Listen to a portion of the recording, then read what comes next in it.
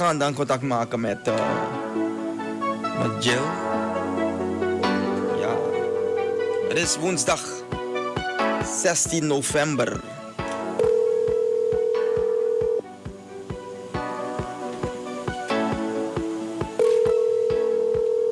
Thank you. Zwaar. Oké. Hallo? Goeiedag, welkom in Surinamers Overal. Is dat Jill? Hi. Alles goed? Ja, alles goed hier. Oké, waar ben je? Nu ben ik in Deland, Florida. Oké. Aan het werk. Ik heb even... I guess I stepped away for a little bit to answer this call. Oké, alright. Wat voor werk doe je? Now, I'm a residential living coordinator. Okay. And I guess I have to explain a little bit what that means. yes, I would ask you what that's all about. So, basically, in the United States, you have universities, colleges, and you have these dorms. Mm-hmm.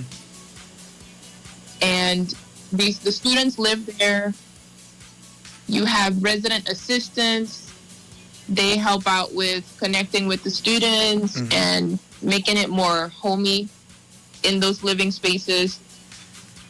And I'm basically the supervisor over those resident assistants. Okay. And is it a very intense job? And it depends on who you're asking, because a lot of it involves conflict resolution. So if there's issues with roommates, they might come to you for help. Okay. If there's situations where, say, something like a harassment or stalking, you might have to talk with some people as well. But then there's also the perk of being able to help these resident assistants in their own development, professionally, personally. So it definitely is very rewarding for me. Yeah. Okay. So you're not only coordinating, you're like at times an advisor, mother figure, everything that comes with it. Yeah, very much so. It's a teaching role. You're always modeling something for them or teaching them about very basic stuff like how to take care of yourself, but also do your job responsibilities, because it's a job for them. Okay, yeah. They get paid. They do get certain things covered, like housing. They don't have to pay for their room, but there's a lot of responsibilities that they have to do, and I'm there to support and help them get those done. Okay. And what are the most difficult issues you had to solve or resolve? Well, to be honest, I've been in this position for a month, so it's very new. So far, it's only been roommate conflict. So, they're having some issues with hygiene or being clean, not taking each other's stuff. So, yeah, sometimes you have to kind of step in as a big sister or just a professional and kind of setting some ground rules so that they can all get along. All right. And what have you been doing before this? Before this, I was a therapist. I was working in a community setting. I was working with a lot of younger kids up until like 18, 19. Okay. And that was more focused towards my degree, because that's what I studied, marriage and family counseling. Well, when that position ended and you guys contacted me in July, yes, I was actually still in the process of looking for a new job. So there was a period of time where I didn't have an income, but thankfully I had family and friends that were able to help me, support me with, certain finances, but also my faith in God has been really keeping me motivated. And so when I eventually did get this job, it took some time because sometimes these processes take a little bit of time. So yeah, I started this job a month ago. Okay. So you had a very challenging time in between. I did. It's not something that maybe people talk about. Yeah.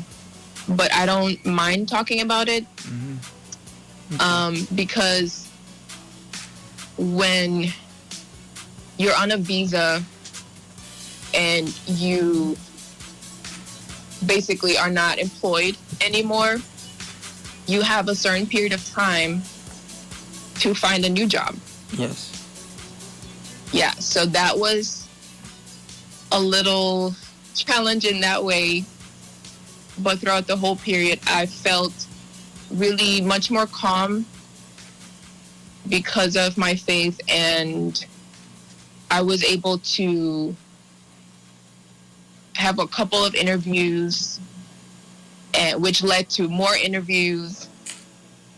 So that's the thing about networking. Yes. And people already knowing something about you. Okay. Where I'm working now, I previously worked here before, so people had already heard of me, and so I got a lot of good recommendations, which helped with the process of, getting the interviews, going through that process, and eventually being hired. Okay. How long have you been in the States?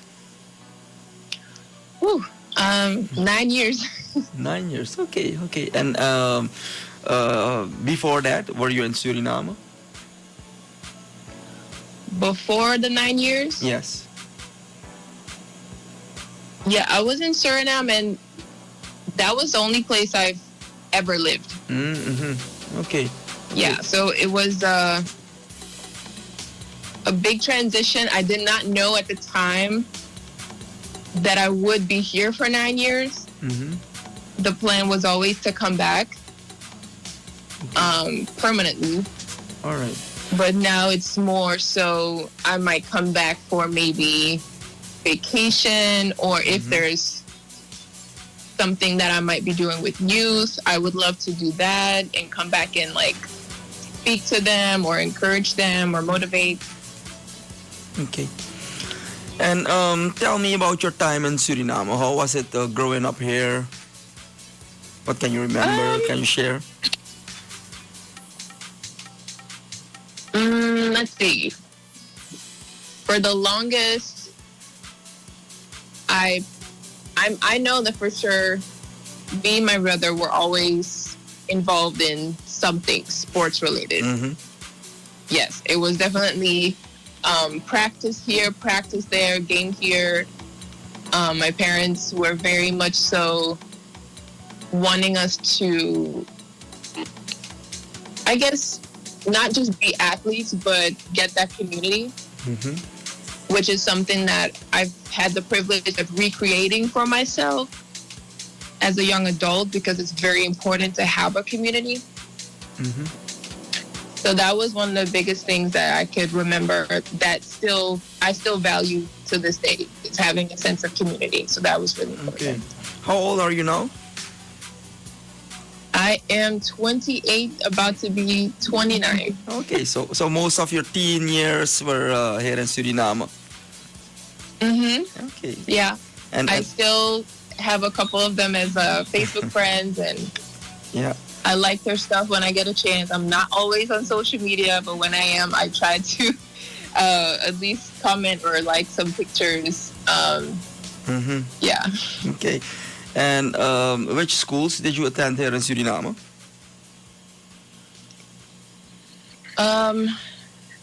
why am I forgetting names? Christus Koningsschool, Oh, Krisha. Okay. Algemene Middelbare School, Mm-hmm. and before that it was.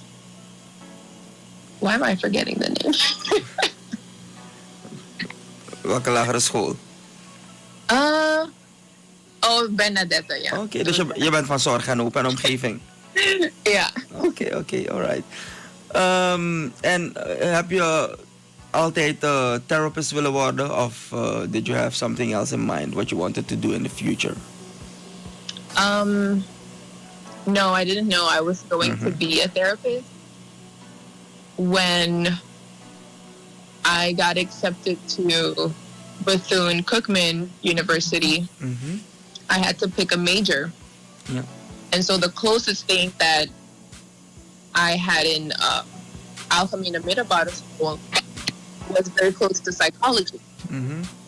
So I ended up choosing psychology as my major. From there, I decided to study marriage and family therapy. Okay. All right. And because go on. Well, I wanted to work with kids, but also with adults. Okay. So that combination, you get both. Okay. How long were you in that profession? Were you active in family therapy? If you count my internship, because that's about a year, I would say about 2.5 years. Okay. Yeah. And what caused you to switch? Well, just like how I didn't know that I was going to be a therapist, I didn't know that I was going to be in this position right now. So what I can say about that is sometimes there's certain seasons and opportunities that you go through in order to get you to where you need to be. Yeah. So I kind of seeing being a therapist and going through the schooling is now helping me very much so in this role. Okay. Yeah. All right. And what about your sports? Do you still do sports, or what are you doing in your free time?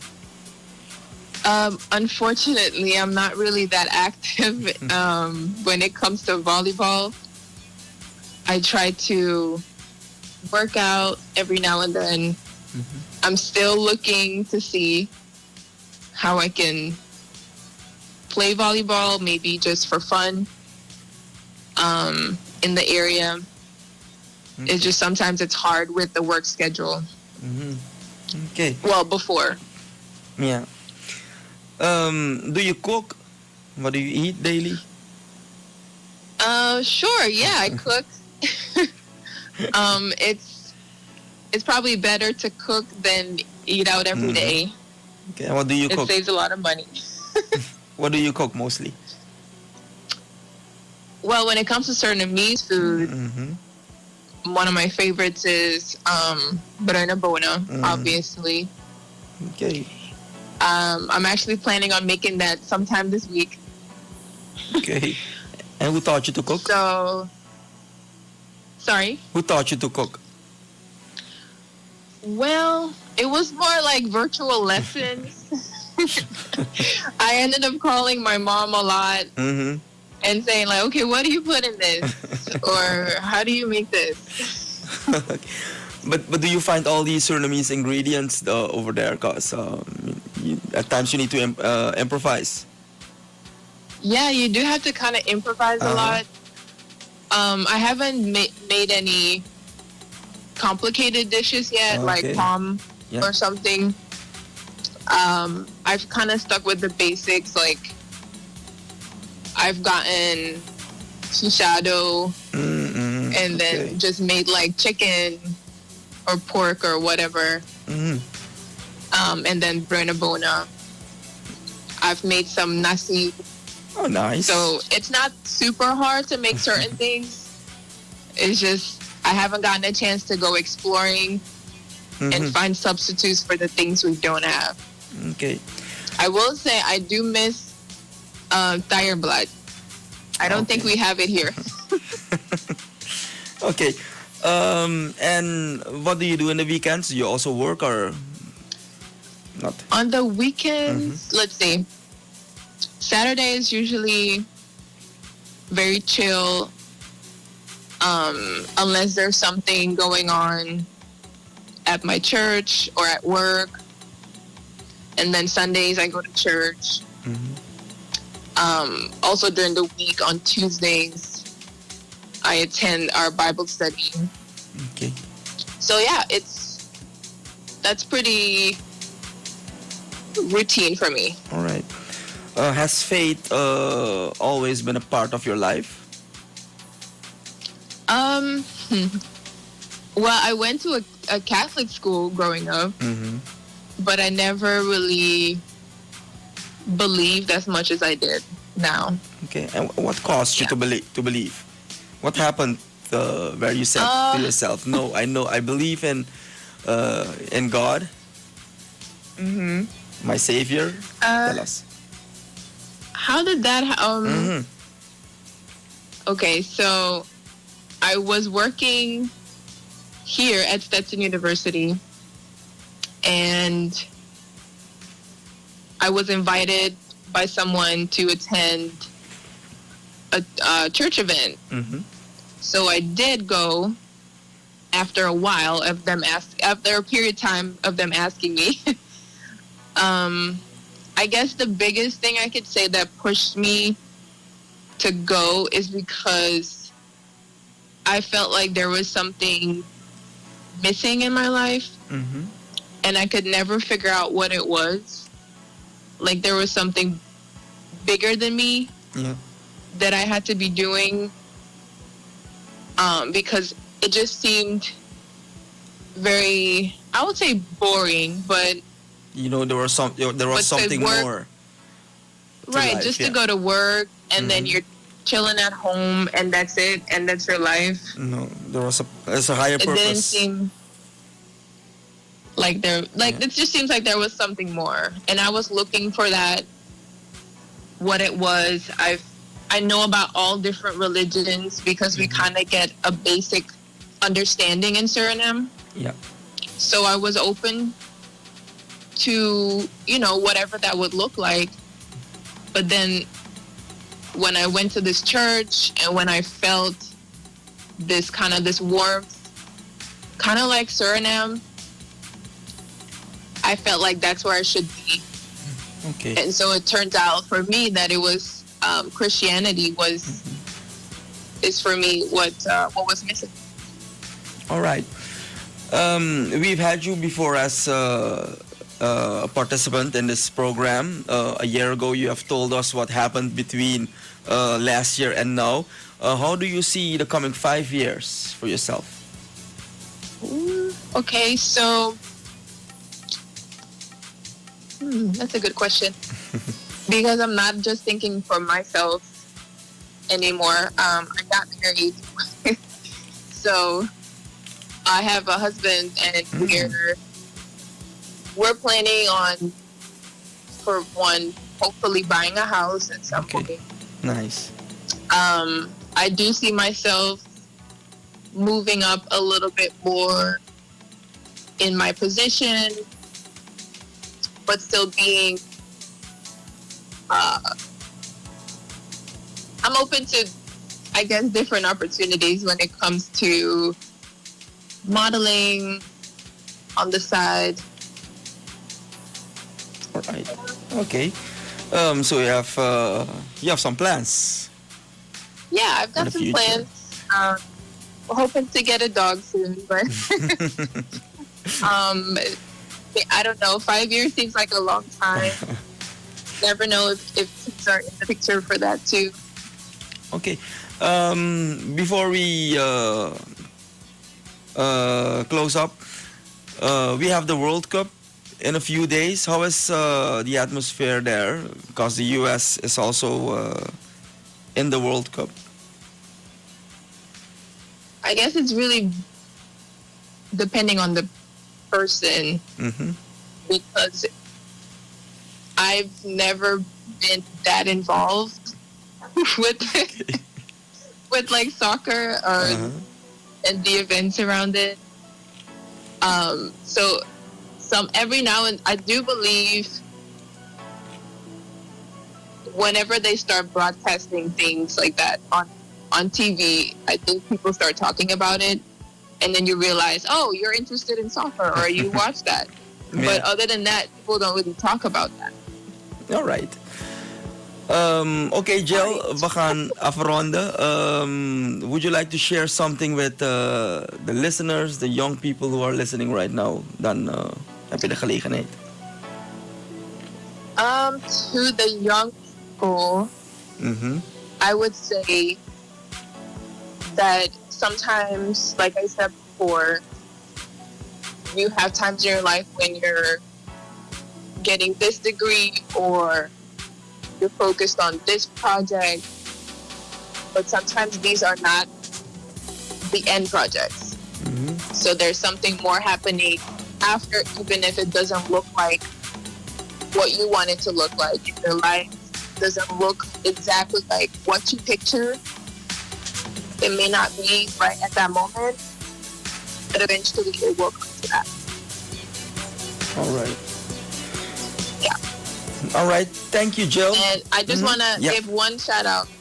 Shout out to my mom because it's her birthday. Okay.